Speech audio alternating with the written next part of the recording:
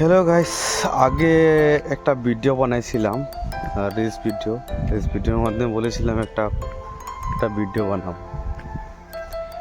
অনেক লম্বা হবে, 5 থেকে 10 মিনিট হবে, ধীরে ধীরে বলবো, সব কিছু শুনে যাবেন। আমার ভিডিওটা পুরো দেখবেন, আশা করি আমার ভিডিওটা ভালো লাগবে আপনার সঙ্গে। যাই হোক, এটা কাহিনী, আমার রিয়েল কাহিনী, এটা কোনো বানোয়াট কোনো কথা না, সত্যি কথা। যদিও রোজা রেখেছি, কথা বলতে পারছি না, ধীরে ধীরে বলবো, আপনারা মাফ করেন যদি কোনো রকমের হতে পারে।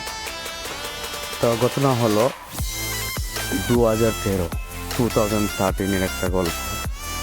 আমি 2013-তে চেন্নাইতে আমাদের পাশের বাড়ির, যদিও নামটা বলবো না, একজনের পরামর্শ নিয়ে একটা দোকান খুলেছিলাম। দোকানটা হলো খাবারের দোকান।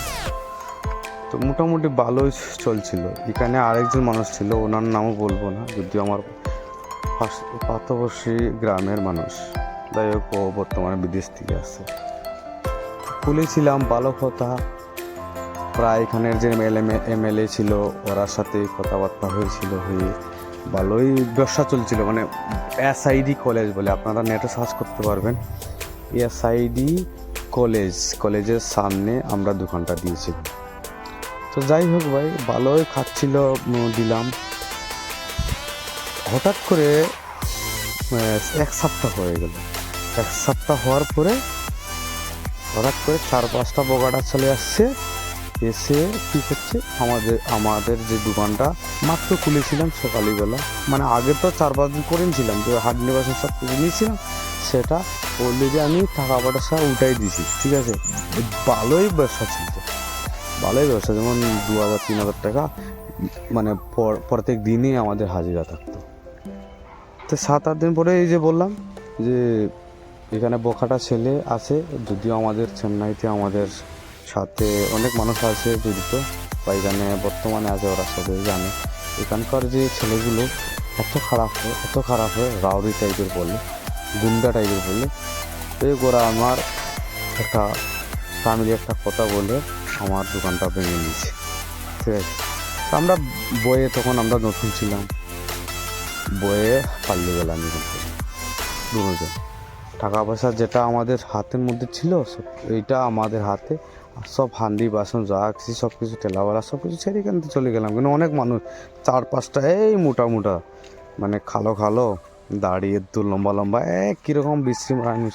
যাই হোক, যারা জানেন ওরা জানেন। যাই হোক, তো ভেঙে দিছে। তো ভাঙ্গা দেওয়ার উদ্দেশ্যটা হলো, আপনাদের কেন বলছি জানেন, গেছে কালকের কথা, মানে একটা মানে ঘটনা দিয়ে এই ঘটনার মধ্যে মিশে হয়েছে। তো আগের ঘটনা আমি বলে নিই। তো কি হয়েছে, আরেকবার আমি এরকম কি করতাম, মানে ভাবছিলাম একটা ব্যবসা করবো ছোটো মোটো, মানে চেন্নাইয়ের ভিতরে। এইখানে বাধা হয়েছে, 2-3টা জায়গাতে আমার বাধা হয়েছে, যদিও আমি শর্ট বলে দিচ্ছি আপনাকে।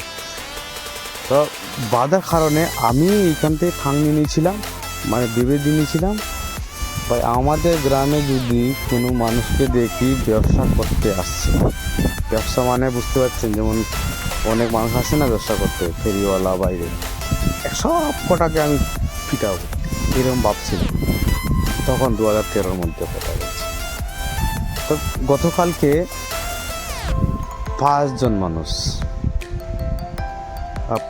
মানুষ মুর্শিদাবাদের, ওরা ফেরিতে আসছে। তা একজন পুরনো আর 4জন নতুন। পুরনো মানুষজনে 4জনকে নিয়ে ঘুরতেছিল, আমরা পেয়েছি। একটা সাইকেল ছিল, আর ওদের সাথে মানে একটা বাইক, আর ওদের সাথেই বাইক ছিল। যাই হোক, 5জন একসাথে। আমি দেখে চিনে ফেলেছি। তো আরও মানুষ আমার সাথে ছিল, যাই হোক নাম বলবো না। তো ওদেরকে দাঁড়া করিয়ে বললাম, ভাই এখান দাঁড়াও একটু। তো ওরা দাঁড়িয়ে গেল।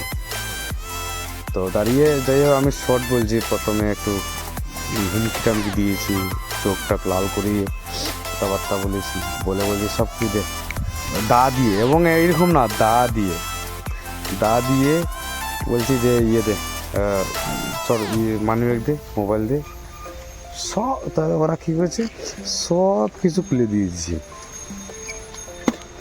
তো সব কিছু খুলে দিয়ে মানে এত বড়, ওরা অনেক বড় বড়, আমার থেকে হাইটে লম্বা, মোটা, সব দিকে গায়ে পাতলা, সব দিকে ঠিক আছে। তো আমি এত রোগা পাতলার মানুষের সাথে যে ওরা বই পেয়েছে, কেন বই পাইছে আপনারা জানেন অবশ্যই। তারপরে লাস্টে কী করলাম,